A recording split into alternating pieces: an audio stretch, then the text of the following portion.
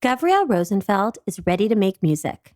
He isn't a pro, and he can't read sheet music, but the 19-year-old from England taught himself to play piano. One song he loves to play, Clocks by Coldplay. It originally came out in 2002, the same year Gabriel was born, and its lyrics are full of urgency, with phrases like closing walls, ticking clocks, and cursed missed opportunities. They're themes Gabriel wrestles with every day of his life. From a very young age, music has been my way of just, expressing myself. Okay, I figured it out now. If I've had a bad day, I'll sometimes bang the piano more aggressively than others just to let out a bit of frustration. It's really a release for me. It's not enough of a release, believe it or not. I need to go for a run. I've been needing to do that for ages, but unfortunately, I just can't really be bothered to get around to it. The reality is, Gabriel can't run. Not anymore. He's got Duchenne muscular dystrophy, a rare, life-threatening disease that's steadily weakening the muscles in his body. So when he passionately plays songs on the piano, he does so from a wheelchair. Duchenne, as Gabriel calls it, currently has no cure. The disorder's genetic mutation is linked to the X chromosome, so it mostly happens in boys. Gabriel was only 4 years old when he was diagnosed with Duchenne. Nothing dramatic changed overnight. But as Gabriel grew, he noticed his friends started running a little faster than him. I didn't really understand. I just thought, I don't know, maybe just slightly slower physically, that's it. Leg cramps kicked in. They were pretty bad as a kid. I was crying. My parents used to give me ibuprofen or Nurofen and then, just lie with me. Mummy's here, daddy's here, just to make sure that, I was reassured at that stage. Then Gabriel couldn't walk anymore. He wasn't even a teenager. I haven't stepped foot on this earth in 7 years. Now, Gabriel's arms are getting weaker, and both his heart and breathing muscles are also at risk. Anything from bathing to dressing, you name it, it affects me. I'm being told I'll probably never walk again, and that's a scary thought. It's not just for now, it's for, please God, in the future, I want to raise a family. Physically, things matter. People have said to me, take it one day at a time. I don't have time to do that. The clock is ticking. But Gabriel has the rare chance to help scientists slow down or even reverse the disease in other boys with Duchenne. The first step? Sending a small sample of his skin cells thousands of kilometers away to Sick Kids. You're listening to Sick Kids Versus, where we take you to the front lines in the fight for child health. I'm Hannah Bank, and this is Sick Kids versus Duchenne. When you first meet Dr. Ronald Cohn, it's easy to feel intimidated by the sheer volume and weight of his titles. Pediatrician, geneticist, researcher, president, and CEO of Sick Kids. Honestly, though, he just prefers Ronnie. That's what Gabriel calls him too. It's essential for my own mental health and has proven to be incredibly helpful even for my current position to have really the privilege to experience what the front line looks like when it comes to clinical service, what the issues are when it comes to research. So I actually think it's a huge advantage for me in my current role to still be able to be connected to clinical care and research. Ronnie learned the importance of keeping close ties to patients during summer vacations as a kid. So I got into medicine through my grandfather, who was a family medicine practitioner of the sort of type that doesn't really exist anymore these days, because he practiced in an office that probably looked more like a living room than like a real physician's office. And I just loved sitting there for hours and hours at a time and watching him, how he would treat and interact with his patients.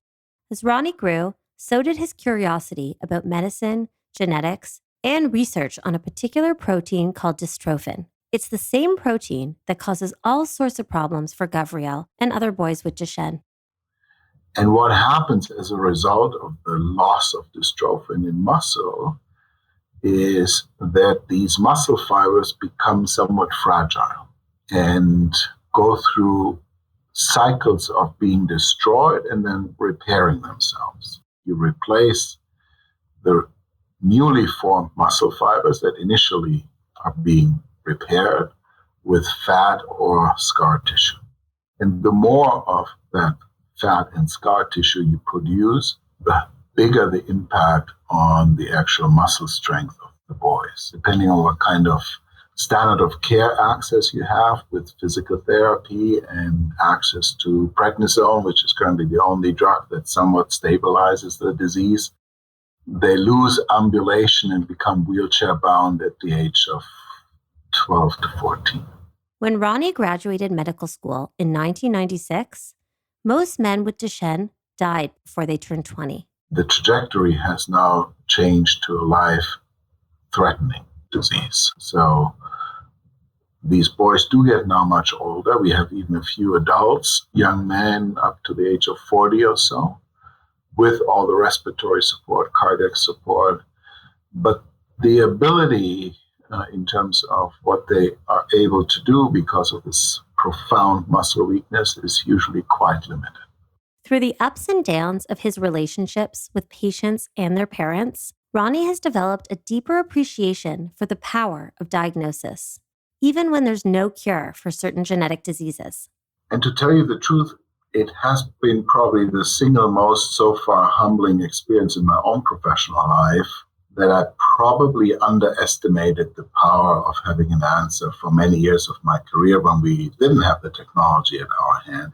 So I often told my families, let's take away that pressure to find a label, because there are lots of things can and need to be taken care of independent of a diagnosis. But then when technology arrived through genome sequencing and we were able to start providing diagnoses, sometimes for families who have been searching for an answer for years, I realized what an unbelievable relief it is if you don't necessarily have a treatment. You might already be familiar with genome sequencing. It's a process where a sample of DNA gets taken from your blood and examined for mutations that could lead to a disease like Duchenne. There's even more promising technology called CRISPR with the power to physically edit genes. But when studies about CRISPR first start coming out, Ronnie doesn't pay much attention to them. It was such a different language, I never found the time to read it because I didn't understand it. The only scientists who really knew deeply about CRISPR were microbiologists, but really nobody else knew about it. Less than a decade ago, an article about revolutionizing the treatment of genetic disorders gets published in a UK newspaper. Ronnie's inbox gets flooded about the story. Within 24 hours, I had like 40 emails from parents asking me, do you think they can help my child with this mutation or that mutation? So I finally read it, was mesmerized, and still today, many years later, I'm still mesmerized by even the idea that we can think about fixing a genetic mutation. CRISPR might sound like the brand name for a salad spinner, but Ronnie says to think of it as tiny scissors that could reach nearly any region within the human body. Those scissors can clip out faulty or mutated portions of genes before they get corrected. And I remember going to my director of my laboratory asking him, what do you think about this?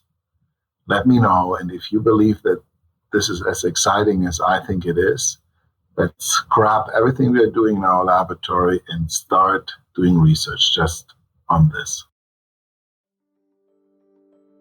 As soon as Ronnie introduces CRISPR to his team, everyone gets excited about the technology's potential to treat genetic diseases like Duchenne. Everybody in my laboratory was willing to almost put behind what they were working on. It's very appealing because if we can correct cause of the disease at its root level, and the root is DNA, it can be potentially a curative therapy. That's Dr. Zhenya Ivakin, a scientist who was Ronnie's lab director at the time. So in this case, we don't have to give medications on and on and on. So that potentially can actually provide a real cure. The lab actively gets going in this new direction in 2014. I started thinking about my very close friends in the UK who have a boy with Duchenne muscular dystrophy, who is now a young man. He is talking about Carrie and Daron Rosenfeld and their son, Gabriel. We are very close. Gabriel is not a patient of mine. He is a friend of mine. My parents met him at a conference once, and it kind of went from there. He's been around as long as I can remember. Gabriel is of interest, in part because his Duchenne is caused by a mutation where a tiny portion of his genes are duplicated.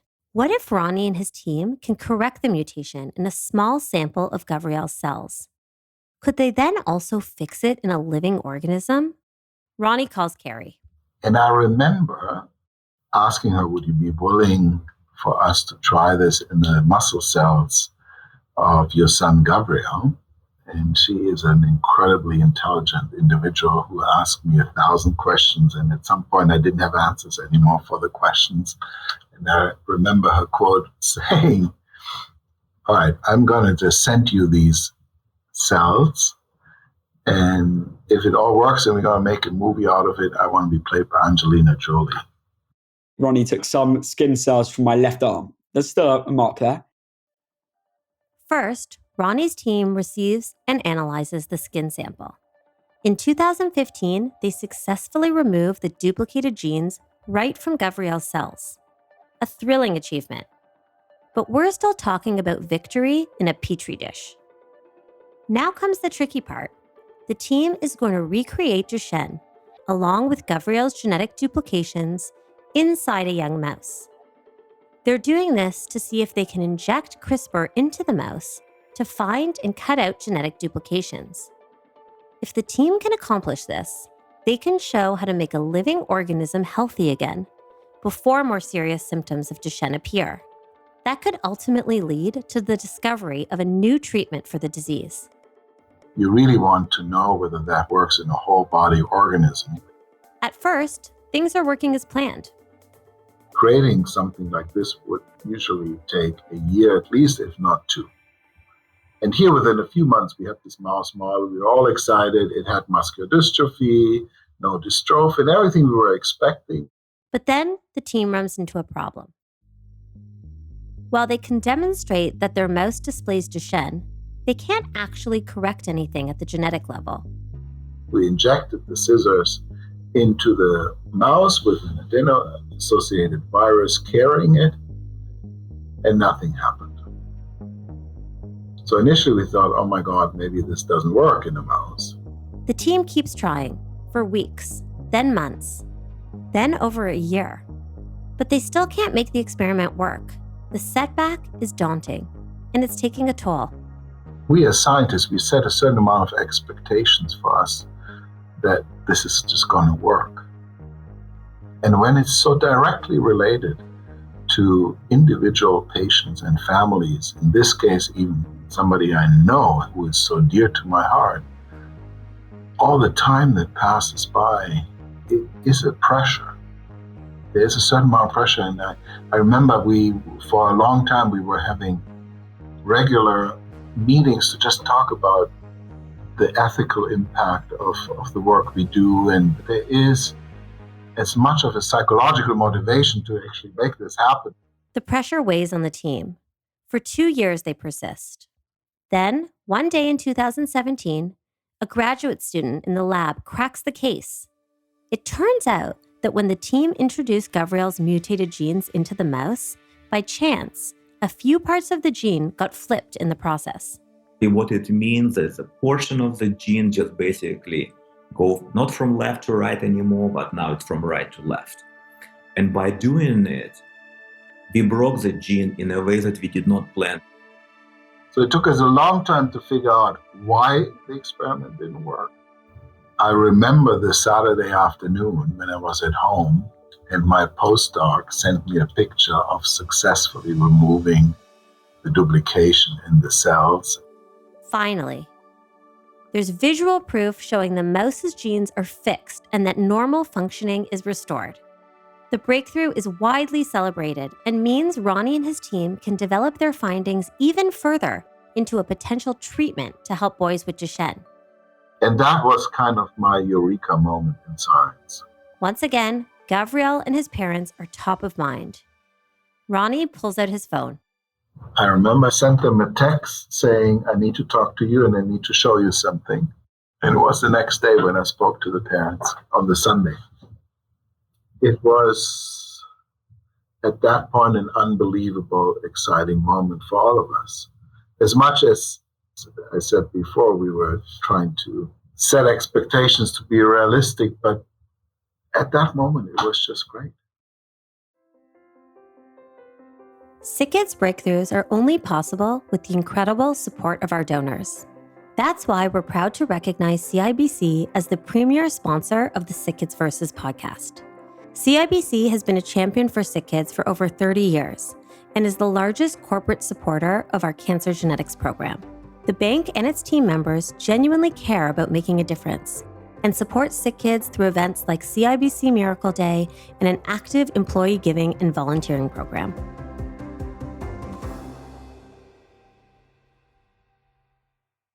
Right now, Ronnie and his team are looking to advance their work by collaborating with an industry partner. They're hoping their breakthrough might one day help prevent Duchenne from devastating the lives of young boys. The proof of concept has been done, and we would like to develop this further and see whether they can go into a clinical trial. The team is also exploring how to help older children, like Gabriel. That's why they're initiating gene editing work in more senior mice with Duchenne. We would like to understand until what age it is possible to completely reverse development of the disease.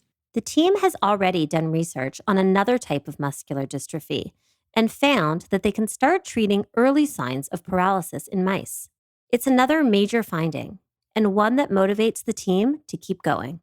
We can actually partially reverse progression of the disease. And so this is my hope that we can accomplish the same for Duchenne. For Gabriel and others with Duchenne, time is of the essence. I've kind of come up with an idea. There was a YouTuber I once saw that did a segment. It was called 30 Things I Like to Do Before I'm 30. And I'm starting to think of those. One of them is skydiving. Reason being is because it's completely out of my comfort zone. And, every sinew in your body tells you not to jump out of a plane, which is exactly what I'll be doing. Medically, there is actually nothing holding me back. But the guy who's strapped to me, the instructor, is going to have to do the running when we land for me. Gabriel's still working on his list. He's already gone scuba diving with dolphins, and he's an avid horseback rider. Plus, he's got support from Ronnie, whose team is diligently working behind the scenes to buy boys with Duchenne more time. It has been fascinating to even witness over the last few years how this genome technology has moved forward in an unprecedented speed. What we started thinking about 8-7 years ago is now so much further advanced. This technology is constantly developing and constantly getting better. So I can't even begin to think how much better it's going to be in a few years from now. I'd say there's plenty of hope, even though I'm a moody old man, probably. I agree. I definitely say there's a lot to look forward to. The future is now, time's ticking. From SickKids Foundation, this is SickKids Versus. Thanks for listening. If you want to support work like this, visit sickkidsfoundation.com/podcast to donate. And if you like this podcast, please subscribe and rate us on Apple Podcasts, Spotify, or wherever you listen to SickKids Versus. SickKids Versus is produced by me, Hannah Bank, Neil Parmar, Jasmine Budak, Colin J. Fleming, and Jillian Savigny. This episode was written by Neil Parmar. Sound design and editing by Quill. Production support by Aisha Barmania. For photos, transcripts, sources, show notes, and lists of donors, as well as staff who help make this breakthrough possible, visit sickkidsfoundation.com/podcast.